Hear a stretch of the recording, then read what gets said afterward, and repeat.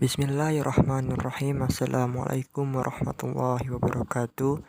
Baiklah teman-teman, perkenalkan nama saya Surya Eko Dinata. Di sini saya akan menjelaskan karakteristik hukum Islam. Karakteristik hukum Islam yang pertama yaitu universal. Agama Islam bersifat universal baik dari sisi ajarannya maupun sisi manfaat atau kegunaannya dalam masyarakat. Dari sisi ajarannya mencakup akidah, ibadah, muamalah, munakahat, jinayah, siasah, dan lain sebagainya. Sebagaimana firman Allah Subhanahu wa taala dalam surat Al-Baqarah ayat 208. Ya ayyuhalladzina amanu dkhulu fis silmi kaffatan wa la tattabi'u khutuwatis syaitan. Innahu lakum aduwwum mubin. Karakteristik hukum Islam yang kedua yaitu sempurna. Kesempurnaan hukum Islam dapat diakui dan dirasakan oleh yang mengamalkan ajaran Islam. Sempurna artinya utuh, lengkap, segalanya. Kesempurnaan hukum Islam dapat dilihat dengan diturunkannya syariat Islam dalam bentuk yang umum dan mengglobal permasalahannya. Hal ini untuk mencegah bid'ah dan pembaharuan yang menyesatkan.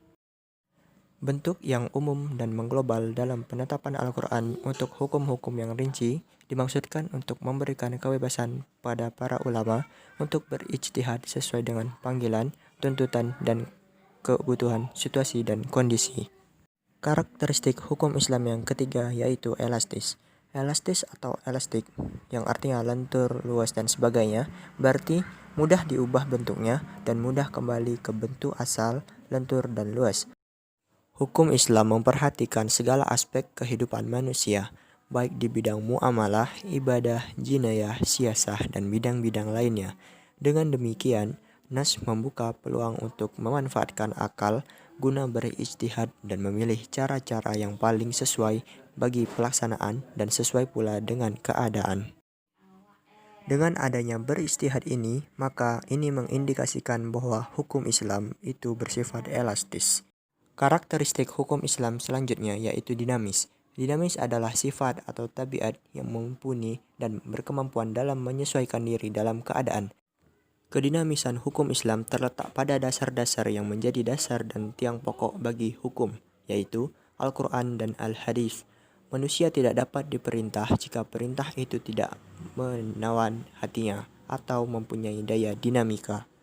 Karakteristik hukum Islam yang kelima yaitu sistematis. Hukum Islam bersifat sistematis artinya bahwa sejumlah doktrin dalam hukum Islam bertalian dan berhubungan di antara satu dengan lainnya secara logis. Beberapa lembaganya saling berhubungan satu dengan lainnya. Demikian pula dengan lembaga tersebut. Pengadilan dalam Islam tidak akan memberikan hukuman potong tangan bagi pencuri bila keadaan masyarakat sedang kacau dan terjadi kelaparan. Pengadilan Islam juga tidak akan memberikan hukuman rajam bagi pezina dan kebiasaan berpakaian yang belum diterapkan sebagaimana yang dikehendaki oleh hukum Islam itu sendiri. Karakteristik hukum Islam selanjutnya yaitu hukum yang ditetapkan oleh Al-Quran tidak memberatkan. Artinya di dalam Al-Quran tidak satu pun perintah Allah yang memberatkan hambanya. Jika Tuhan melarang manusia mengerjakan sesuatu, maka di balik larangan itu akan ada hikmahnya. Walaupun demikian, manusia masih diberi kelonggaran dalam hal-hal tertentu atau hal-hal yang darurat. Contohnya, memakan bangkai adalah hal yang terlarang.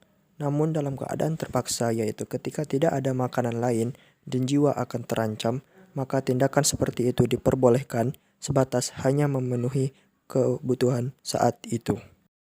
Karakteristik hukum Islam yang ketujuh yaitu menetapkan hukum bersifat realistis.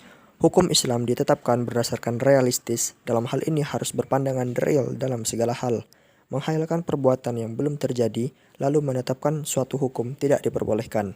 Dengan dugaan ataupun sangkaan-sangkaan tidak dapat dijadikan dasar dalam penetapan hukum.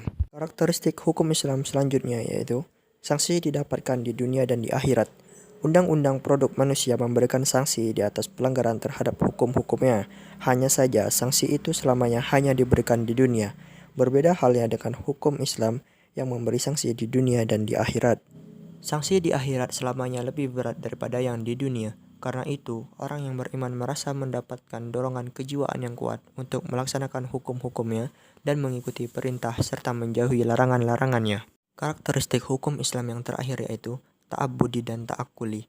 Al-Syaitibi mengatakan bahwa ta'abbudi adalah di mana tujuan hukum dalam melambangkan hukum untuk membebaskan mukallaf dari perintah-perintah hawa nafsunya agar dia menjadi hamba Tuhan dengan sukarela, sebagaimana dia juga hamba Tuhan secara alamiah.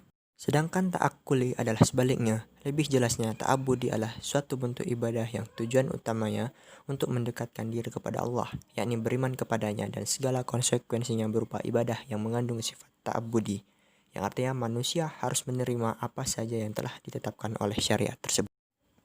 Itulah tadi karakteristik hukum Islam. Mungkin itu saja yang dapat saya sampaikan. Terlebih terkurang saya mohon maaf. Assalamualaikum warahmatullahi wabarakatuh.